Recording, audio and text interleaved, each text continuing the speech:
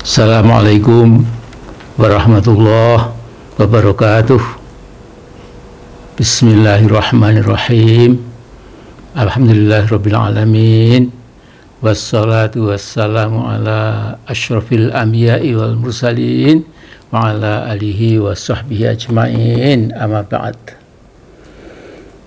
Sejak Juni dan Juli lalu sampai sekarang, musibah yang menimpa bangsa Indonesia terus berlanjut dan nampak terus membesar dan mendalam. Kemarau panjang terus berlanjut. Sementara itu, kebanyakan elit politik kita dan lapisan kaya, apalagi oligark Indonesia yang punya andil terbesar dalam melakukan penghancuran ekologi kita, malah berpesta pora dan makin ugal-ugalan. Tidak ada lagi simpati, tidak ada lagi empati, tidak ada tenggang rasa pada puluhan juta bangsa Indonesia yang didera dengan kemelaratan dan kekeringan berkepanjangan. Yang dirasakan rakyat di bawah, terutama jutaan petani kita, adalah kesengsaraan yang menuju ke kelaparan. Gagal panen tahun ini merambah ke seluruh tanah air. Saudaraku, kebakaran hutan atau sering diistilahkan sebagai karhutla, kebakaran hutan dan lahan, semakin mengamuk hampir di seluruh Sumatera, seluruh provinsi di Kalimantan, beberapa provinsi di Sulawesi, tapi juga berbagai hutan di seluruh provinsi di Pulau Jawa dan lain-lain. Asap dari kebakaran mulai mengancam kesehatan warga.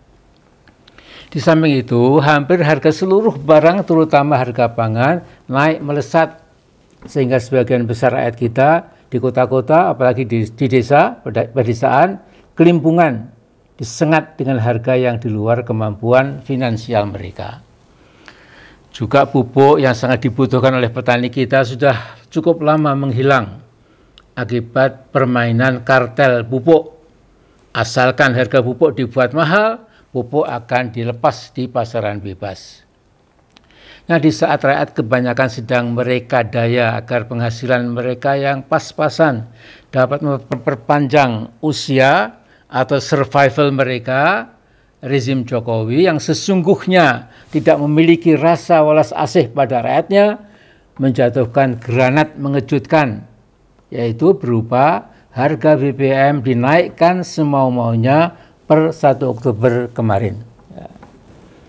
Jadi PT Pertamina Persero menaikkan harga untuk BBM non-subsidi, diantaranya Pertamax, Pertamax Turbo, Dexlite, Pertamina Dex, dan Pertamina Green 95. Ada pengamat ekonomi yang mengatakan kantong rakyat akan jebol gara-gara mengubah harga BBM semau-maunya.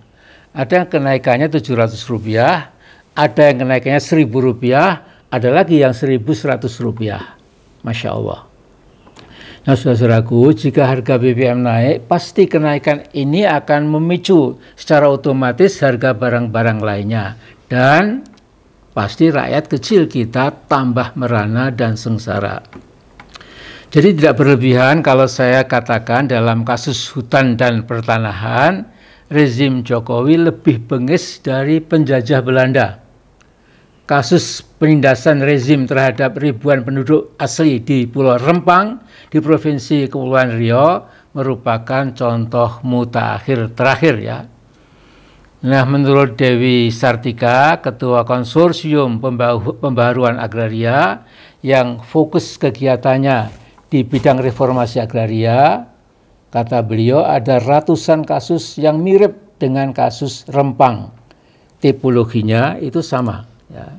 Ada wilayah yang jauh dari perkotaan, dan di wilayah itu ada ribuan penduduk asli yang sudah tinggal di sana ratusan tahun, tiba-tiba datang investor asing.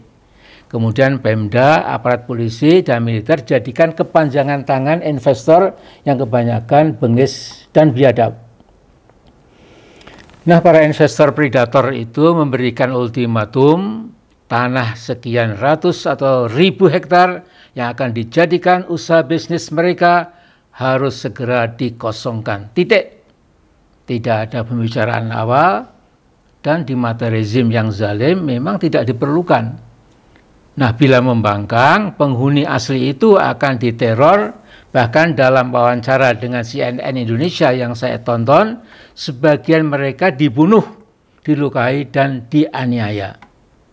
Nah, pertanyaan kita, di mana posisi Pak Presiden, Mas Jokowi? Ya. Posisi dia sangat jelas.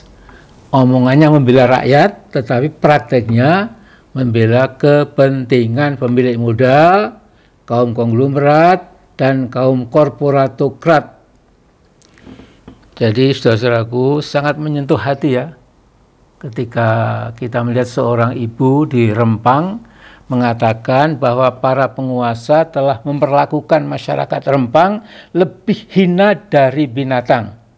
Katanya, untuk memindahkan kambing, sapi, atau kuda, hewan itu diperlakukan secara baik, diurusi keselamatannya, dipenuhi makan minumnya. Namun, kata sang ibu, kami diperlakukan seperti sampah, bisa dicampakkan kemana saja. Halo Pak Jokowi, punyakah Anda sensitivitas terhadap rangkaian musibah yang menimpa sebagian besar rakyat kita?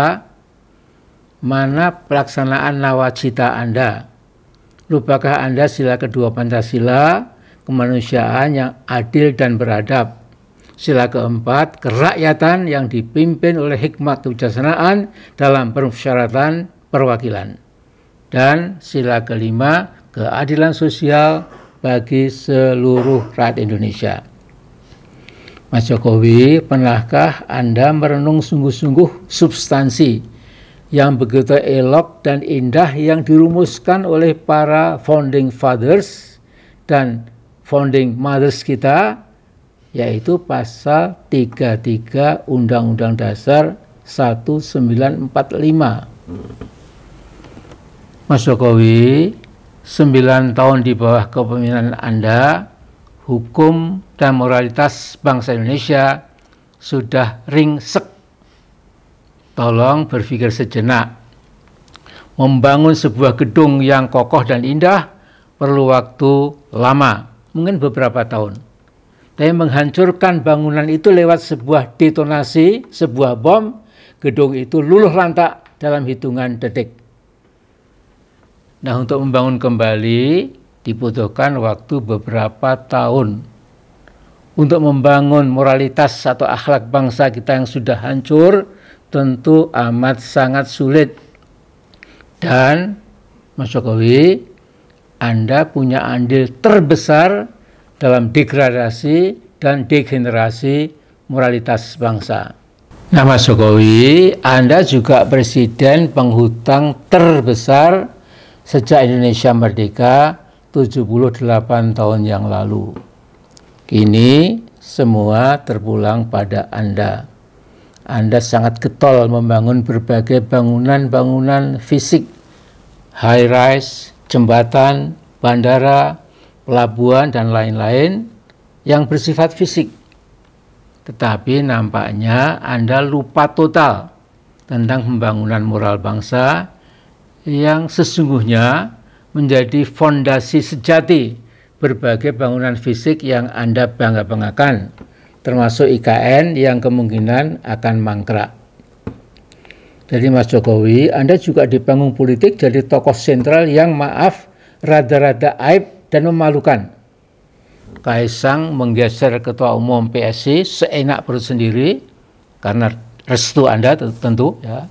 Gibran diproyeksikan jadi gubernur DKI, menantu Anda di Medan diplot jadi gubernur Sumut. Lantas dengan sedikit petita-petiti mengarahkan siapa yang paling pantas jadi presiden mendatang dan lain-lain. Nah, Mas Jokowi, manusia boleh saja melakukan rekayasa apa saja, termasuk merekayasa political chaos, ya, kekacau baluan politik, sehingga Anda bisa mengail ikan di air keruh. Tetapi Allah Subhanahu wa Ta'ala adalah maha berekayasa sejati. Dalam surat Ibrahim ayat 46, Allah berfirman, wa qad makaru makrahum wa indallahi makruhum wa in kana makruhum litazula minhul jibal. Ya. Artinya, dan mereka kaum musyrikin telah membuat makar, plot untuk menghancurkan kaum beriman, namun makar mereka itu dalam genggaman Allah. Sekalipun makar mereka dimaksudkan untuk melenyapkan beberapa gunung.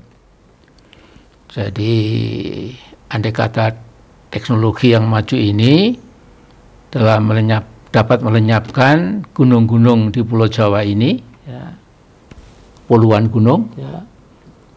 Tapi bagi Allah itu cuma debu kecil. Ya.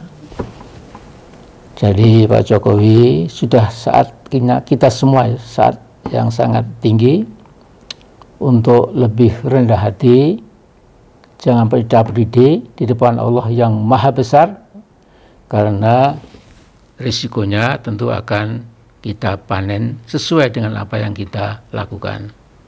Mudah-mudahan ini jadi mau'idhah hasanah.